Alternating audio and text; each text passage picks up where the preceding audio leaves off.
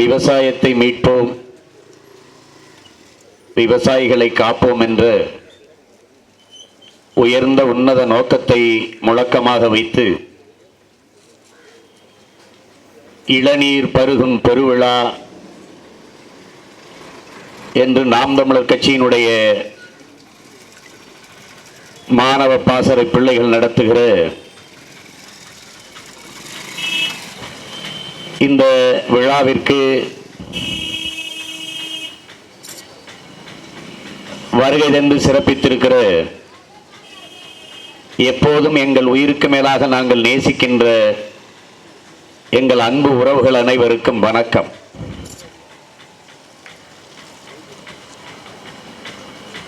எத்தனையோ திருவிழாக்கள் இருக்கிறது. இது புதிதாக இளநீர் குடிக்கும் திருவிழா என்று தொடங்கி இருக்கிறார்கள் என்று நீங்கள் எண்ணக்கூடும். மாரியாத்தா கோயிலுக்கு கூழ் ஊற்றுவது போல இந்த இளநீர் குடிக்கும் திருவிழா. கோயிலுக்கு கூழ் தான் ஊற்ற முடியும், கொக்கோ கோலா பெப்சியை ஊற்ற முடியாது. அது ஏனென்றால் கோயிலுக்கு வருகிற போது அப்படியாவது என் மக்கள் கூழை குடிக்கட்டும் என்றுதான் நமது முன்னோர்கள் அந்த கூழ் ஊத்துகிற ஒரு மரபை, ஒரு பழக்கத்தை, ஒரு வழக்கத்தை கொண்டு வந்திருக்கிறார். நாம் நம் பிள்ளைகளுக்கு கற்பிக்க வேண்டிய அவசியம் உருவாகியிருக்கிறது. படிப்பதற்கும் குடிப்பதற்கும், நல்லதை படிப்பதற்கும் நல்லவைகளை குடிப்பதற்கும் நாம் கற்பிக்க வேண்டிய காலம் உருவாகி இருக்கிறது. இந்த இளநீரை மட்டுமல்ல, உங்கள் பிள்ளைகள் நாங்கள் இளநீர் குடிக்கும் திருவிழா, நொங்கு குடிக்கும் திருவிழா, பதநீர் பருகும் திருவிழா, கரும்புச்சார் பழச்சார் குடிக்கும் திருவிழா, கூழ் குடிக்கும் பெருவிழா என்று பல விழாக்களை நாடெங்கிலும் எடுத்து இதையெல்லாம் குடிப்பது ஒரு கலாச்சாரமாக மாற வேண்டும் என்ற நோக்கோடு இந்த வேலையை தொடங்கி இருக்கிறோம். இங்கே அருகிலே முருகன் பழச்சாறுகள் என்று எழுதி வைக்கப்பட்டு ஒரு பழச்சாறு கடை இருக்கிறது. உளமாற என் உள்ளன்போடு அவரை வாழ்த்துகிறேன், பாராட்டுகிறேன். பல இடங்களில் முருகன் ஜூஸ் தான் இருக்கும், இங்கே தான் பழச்சாறு கிடைக்குது. இது ஒரு மான தமிழன் போல் இருக்கிறது. வாழ்க.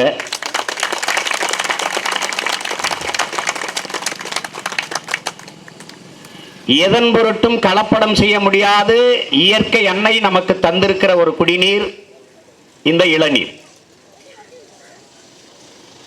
90 விழுக்காடு இதில் குளுக்கோஸ் இருக்கிறது என்கிறார்கள். எந்த நோயும் வராது, இருக்கிற நோயை தீர்க்கக்கூடிய ஒரு ஆற்றல் இந்த இளநீருக்கு உண்டு. ஆனால் இதை எந்த அளவிற்கு நாம் விரும்பி குடிக்கிறோம் என்பதை அறிவார்ந்த எனது அன்பு சொந்தங்கள் சிந்தித்து பார்க்கணும். அந்நிய குடிபானங்களாக இருக்கிற கொக்கோ கோலா பெப்சி போன்ற குடிபானங்களில் 40 விழுக்காட்டிற்கு மேலே பூச்சி மருந்து, நச்சு கலவைகள் இருக்கிறது என்கிறார்கள். இது பாராளுமன்றத்திலே விவாதிக்கப்பட்டது.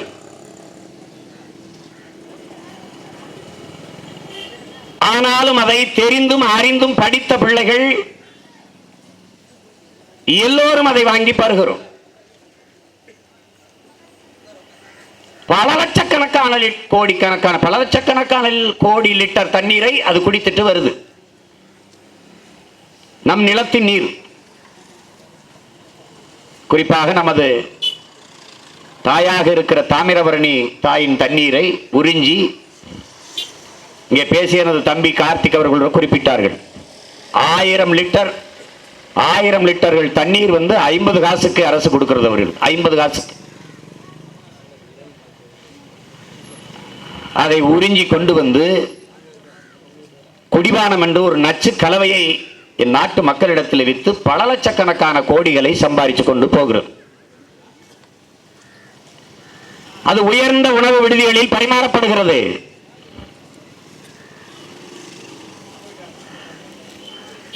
அதை ஒரு உறிஞ்சு குழாயை போட்டு நுனி நாக்கில் 2 ஆங்கில வார்த்தைகளை பேசிக்கொண்டு குடித்துக் கொண்டே இருக்கிறோம்.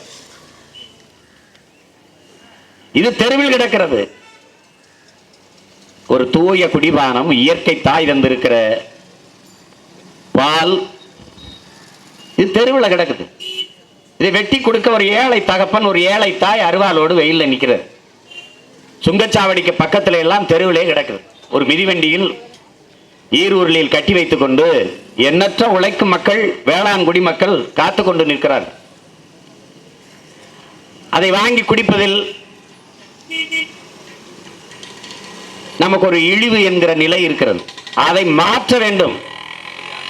கொக்கோ கோலாவை நாம் குனிந்து குடிக்கிறோம், தலை குனிகிறது. அப்போது குனிவது நம் தலை மட்டுமல்ல, தமிழனின் தன்மானமும் இனமானமும் சேர்ந்துதான் குனிகிறது.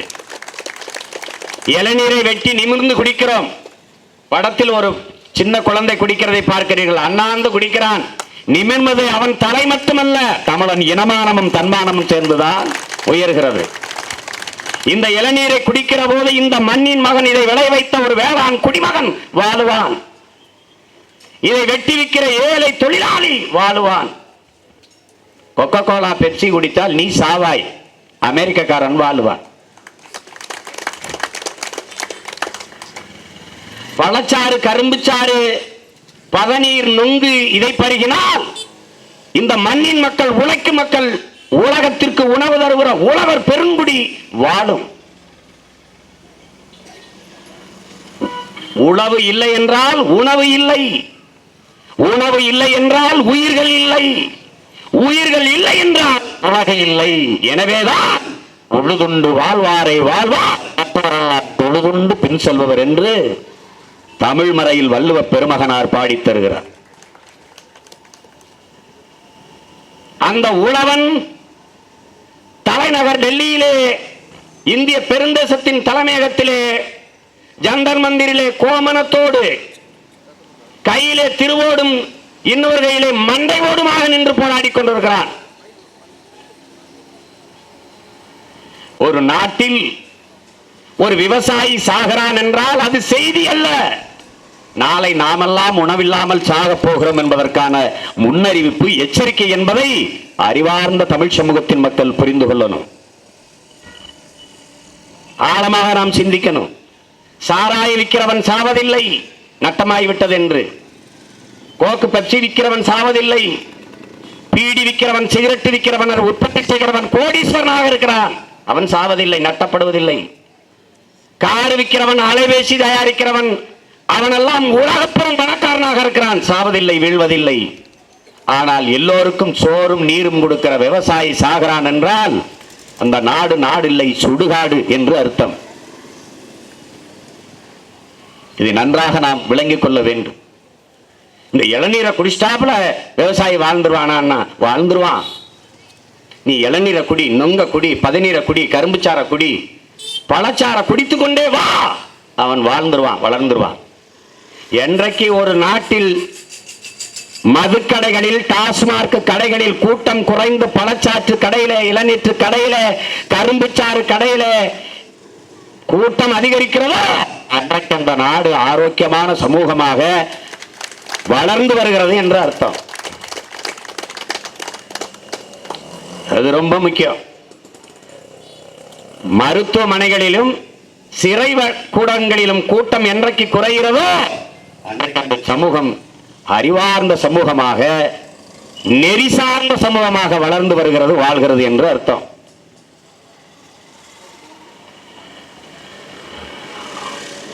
வாசிப்பது என்பது சுவாசிப்பதை விட முக்கியமானது. ஒரு மனிதன் தன் மரணத்திற்குள் 10,000 புத்தகங்களாவது படித்திருக்க வேண்டும் என்கிறார்கள். அப்படி படிப்பதற்கும் நம் பிள்ளைகளுக்கு நாம் கற்பிக்கணும். நான் தான் படிச்சிட்டேன்னு பாடத்தை படிச்சுட்டு வெளியில வர்றது படிச்சுறது இல்லை, அதுக்கப்புறம் வேற இருக்கு, அதை படிக்கணும். அப்படி படிப்பதற்கும் இந்த தூய குடிபானங்களை குடிப்பதற்கும் நம் பிள்ளைகளுக்கு கற்பிக்க வேண்டிய கடமை நமக்கு இருக்கிறது. இந்த இளநீர் ஒரு கரும்பச்சையா இருக்கு, அது ஒரு கருஞ்சவப்பா இருக்கு. இது கேவலமா இருக்குது பார்க்க. எனக்கு ரொம்ப நாளாவே பார்த்துருக்கேன், பச்சை கரும்பச்சை அப்படி இல்லை. இந்த மக்களுக்கு ஒரு மனநோய் இருக்கு, என் இன மக்களுக்கு கொஞ்சம் நிற கவர்ச்சி இருக்கு. உடனே என்ன பண்றான், செவ்வழனியா மாத்துறான். இதை விட்டு அதுக்கு போயிட்டான். இதுல தேங்காய் இருக்கும், அதுல தேங்காய் இருக்காது. இதுல சுவை இருக்கும், அதுல ஒரு இளவும் இருக்காது. ஆனா தண்ணி நிறைய இருக்கும். இப்படித்தான் பலகாலமாக மரபணுக்களை மாற்றி காலங்காலமாக பெருத்த மக்கள் கூட்டம் இருக்கிறதுனால இதை சந்தைப்படுத்துவதற்கு இந்த மக்களுக்கு இருக்கிற மனநோயாக இருக்கிற நிற கவர்ச்சியை வச்சு காலி பண்ணான். கருப்பட்டி சாப்பிட்டோம், கருப்பா இருந்துச்சு, சாப்பிடுற வரைக்கும் உடம்புல சக்கரை வரல. வெள்ளையா இருக்கணும்னு நினைச்சோம், சீனியை கொண்டாந்தா ஆம்பட்டும் சக்கரை ஆயிடுச்சு. அறிவியல்ல ஒரு மதிப்பெண் கேள்வி வரும், சர்க்கரை நோய் அப்படின்னா பணக்கார நோயின்னு எழுதுவான். பணக்கார நோய் எது அப்படின்னு கேட்பான் கேள்வி. சர்க்கரை நோயின்னு எழுதுவான், அதுக்கு ஒரு மதிப்பெண். இன்னைக்கு பணக்காரன் ஏழையெல்லாம் பார்க்கறது இல்லை. தொழிற்சாலைகளில் உற்பத்தி செய்யப்பட்ட சர்க்கரை எல்லா மனிதனின் உடம்புக்குள்ளே உற்பத்தி ஆகிறது என்றால் காரணம் இந்த உணவு, இந்த சர்க்கரை. இப்ப மறுபடி திரும்புறோம் எல்லாரும் கருப்பட்டிக்கும் நாட்டு சர்க்கரைக்கும் மந்த வெள்ளத்துக்கும் திரும்புறோம். கருப்பா பண்ணி இருந்துச்சு, அது சாப்பிட்டா நல்லதுன்னா அது இவனுக்கு பிடிக்கல. மறுபடியும் வெள்ளையா அவர் பண்ணிய கொண்டான்ட்டான், எல்லாம் அங்க போயிட்டான். கோழி வெள்ளையா இருக்கணும், தொட்டா பெருசா இருக்கணும். நாட்டுக்கோழிக்கு கால் சின்னதா இருக்கும், லெக் பீஸ் பெருசா இருக்கணும். அது பெருசா எப்படி லெக் பீஸ் வரும்? ஜிம்முக்கு போகுமா? எப்படி வரும்? ஆன்ஸ் எப்படி வரும்? எப்படி வரும்? அங்க ஒரு ஊசியை போடணும் ராஜா, ஊசியை போடணும். கண்ட கண்ட கர்மாந்திரத்தை போட்டு வீங்கி வைக்கணும். நீ தினம் சாக்லேட் தின்னா எப்படி வீங்குவியோ, தினம் பீஸா பர்கர் தின்னா எப்படி சொத புதன்னு வருவியோ, அப்படி அதுவும் வருது. அதுல இந்த KFCன்னு ஒரு கடை இருக்கு, அமெரிக்காக்காரன் கடை. KFC திறக்க அனுமதி கொடுத்தது நம்ம ஐயா செயல் தலைவர், அவர்தான் கொடுத்தது. அங்க ஒரு போய் கடையில போய் நான் கேட்டேன்னு கேளு, இந்த கோழி எப்படி உருவாகுதுன்னு மட்டும் கேளு, கண்டுபிடிச்சிட்டு பார்ப்போம். அதுக்கு ஆத்தாலும் இல்லை அப்பனும் இல்லை, எப்படி வருதுன்னே தெரியாது எவனுக்கு. அதை கொண்டாந்து வைப்பான், அதை சாப்பிடுவ. அந்த கடையில போய் நீ சாப்பிடுற, நான் இப்ப சொல்றேன், நீ சாப்பிடுற, குடிக்க உனக்கு என்ன வைக்கிறான்னு பாரு. தண்ணி வைக்க மாட்டான், கொக்கோ கோலா வைப்பான். ஏன்? இதை குடிக்கும் போது விற்கும். அதுல நீ சாகாம தப்பிச்சா இதை ஊத்தி அடிக்கிறது, சாகடிக்கிறது.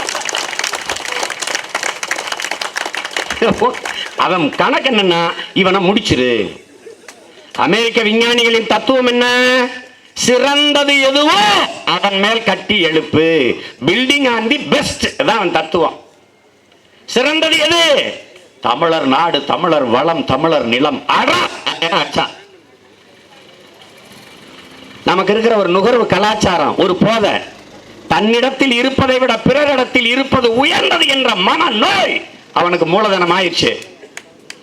என்னோட இளநியை விட அவனோட கோக்கும் பெப்சி ஒண்ணும் இல்ல, அது எங்க எருமாட்டு மூத்திரத்தை விட கேவலது. அதை குடிச்சா கூட நோய் தீரும். உனக்கு புரியுதுன்னு நினைக்கிறேன். எரும மாட்டு பால் ரொம்ப நல்லது. உலகத்தில் எரும மாட்டு கறி ரொம்ப சுவையா இருக்குங்க. நான் சாப்பிட்டதில்லை, சாப்பிட்டவன்லாம் சொல்றான். எருமை மாட்டு பால் ரொம்ப நல்லது. ஆந்திரா முழுக்க எரும மாட்டு பால் தான், எரும மாட்டு தயிர் தான். ஆனா நமக்கு பிடிக்கல. ஏன்? கருப்பா இருக்கு. இப்ப பல பேருக்கு என்னையே பிடிக்கல. ஏன்? நான் கருப்பா இருக்கேன்.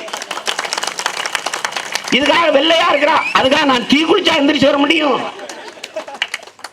கருப்பு என் இனத்தின் நிறம், என் அடையாளம், உழைக்கும் மக்களின் நிறம். எங்க தோல் வெள்ளையா இருந்தா தான் சந்தேகப்படணும். கருப்பா இருந்தா நாங்க எங்க ஆளுகள் நல்லா பார்த்து, ஏய் நம்மால்றாங்க கருப்பா இருக்காண்டா.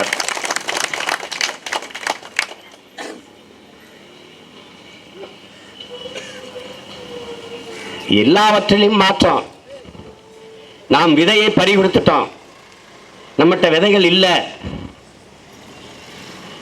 ராதேலால் ரிச்சாரியாங்கிற ஒரு பெருந்தகை மத்திய இந்த நெல் ஆராய்ச்சி நிறுவனத்திலிருந்து 22,422 விதைகளுக்கு மேல பெத்தம் பாதுகாத்து வைக்கிறார், பாரம்பரிய நெல் விதைகளை. அதை மொத்தமா 2003 சின்சாண்டோங்கிற நிறுவனத்துக்கு மொத்தமா எடுத்து நம்ம இந்திய அரசு கொடுத்துருச்சு. 22,000க்கும் மேற்பட்ட நெல் விதைகள், பாரம்பரிய நெல் விதைகள் போயிட்டு எல்லாம் அந்த அமெரிக்க ராக்பெல்லர் நிறுவனம் கொண்டு வந்த குட்டப்பயிரை கொண்டு வந்து காலி பண்ணிட்டான். முடிஞ்சு. தக்காளி, கத்தரிக்காய், வெண்டைக்காய் எல்லாத்துக்குள்ள இருந்த விதைகளை உருவிட்டான். இப்ப விதையை அவன் தான் வச்சிருக்கான். அவன்கிட்ட வாங்கி விதைச்சோம்னா ஒரு தடவை தான் காய்க்கும். அதுக்குள்ள இருந்து விதையை நீ எடுக்க முடியாது. அதுக்குள்ள இருக்கிற விதை இருக்கும் 1-2, அதை எடுத்து விதைச்சினா முளைக்காது. மறுபடியும் அவன்கிட்ட தான் போகணும். விதையை தொலைத்து விட்டு விதையை பறி கொடுத்து விட்டு இருக்கிற இனத்தின் பிள்ளைகள் நாம். இப்ப எங்க இருந்து மீளணும்? விதையிலிருந்து மறுபடியும் எந்திரிக்கணும். அதுக்கான வேலை தான் இந்த இளநீர்ல இருந்து தொடங்குறோம். தெருவில் நின்றுடா இளநீரை கையில் வச்சுட்டு இளநீர் வியாபாரி மாதிரி போயிட்டு நினைக்காத. இதுல இருந்தா நீ ஆரம்பிச்சு ஆகணும். இப்ப இளநீரை குடி, நொங்கு வந்து கொண்டிருக்கு, நொங்க குடி, கரும்புச்சாறு. பயணத்தில் போகிற போது வலுக்கட்டாயமாக வயிறு நிறைய நீ சாப்பிட்டிருந்தாலும் இறங்கி பம்படியாவது ஒரு கரும்புச்சாறு, ஒரு இளநீர், ஒரு பழச்சார குடி. கலாச்சாரமாக மாற்று. அவன் விற்கிறீங்க பாரு, அவன் உற்பத்தி செய்யறதை நிறுத்த மாட்டான். வணிக பெருமக்கள் கொக்கோ கோலா பெப்சிய நாங்க விற்கலன்ட்டாங்க. நம்ம பிள்ளைகள், அறிவார்ந்த பிள்ளைகள், இனி நாங்க வாங்குறதில்ல குடிக்கிறதில்ல என்றுச்சு. ஆனால் அரசு அந்த உற்பத்திக்கு தடையை போடல, போடாது.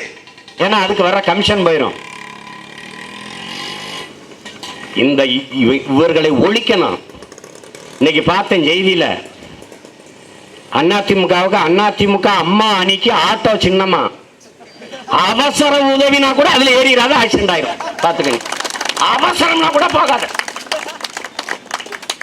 சும்மா ஏறி உட்கார இறக்கி விடுறோம்மா, சுடுகாட்டுல ஒண்ணி புதைச்சு விட்டுருவான். பாத்துக்க, இந்த நாட்டையே நாசமாக்கி நிறுத்திருக்கவங்க தான். குடிக்க தண்ணி இல்ல, இப்பதான் குளத்தை தூர்வாரம்னாங்க. இத்தனை காலம் என்ன பண்ணாங்க? பணத்தை வாரிக்கிட்டு இருந்தாங்க. இப்பதான் தூர்வாரணும்னு நினைக்கிறாங்க, மராமத்து பண்றாங்க. அறிவார்ந்த எனது மக்கள், என் அன்பு தம்பி தங்கைகள் ஆழமாக சிந்தித்து புரிந்து கொள்ளணும்.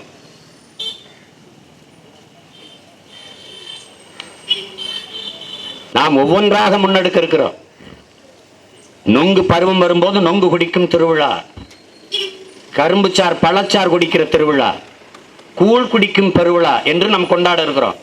இதெல்லாம் நம் பெருமைக்குரியது, நம் பாரம்பரிய உணவு. அதை புரிஞ்சுக்கணும். வரகு, திணை, கம்பு, கேழ்வரகு, குதிராவளி, இதெல்லாம் நம் பாரம்பரிய உணவு வகைகள். இதெல்லாம் நம்ம விட்டுட்டோம்.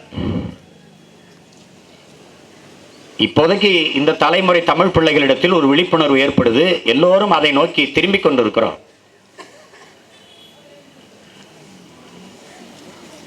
ஐயா வலம்புரி ஜான் அவர்கள் சொல்கிறார்கள், இயற்கை தாயின் பிள்ளைகள் நாம, அதை நாம புரிந்து கொள்ளணும். நம்மை பெற்றது அம்மா, அந்த அம்மாவை பெற்றது இந்த இயற்கை அன்னை, இந்த பூமி தாய். நாம் இயற்கையின் பரிணாமத்தில் கடைசியாக வந்த பிள்ளைகள். பல லட்சக்கணக்கான உயிரினங்கள் இந்த பூமியில் வாழுது. அவையெல்லாம் வாழ்ந்தால்தான் அதில் ஒரு உயிரினமாக இருக்கிற நாமும் வாழ முடியும் என்பதை நாம் கவனத்தில் எடுத்துக்கொள்ளணும். எல்லாம் இறந்து போயிருது. மரம் செத்துருது, ஆறு செத்துருது, ஏரி செத்துருது, யானை செத்துருது, சிங்கம் செத்துருது, புலி செத்துருது, கரடி செத்துருது, பூச்சிகள் செத்துருது, வண்டுகள் செத்துருது. எல்லாம் செத்து விட்டால் மனிதன் மட்டும் எப்படி வாழ முடியும் என்கிற கேள்வியை நீங்கள் எழுப்பி பார்க்கணும்.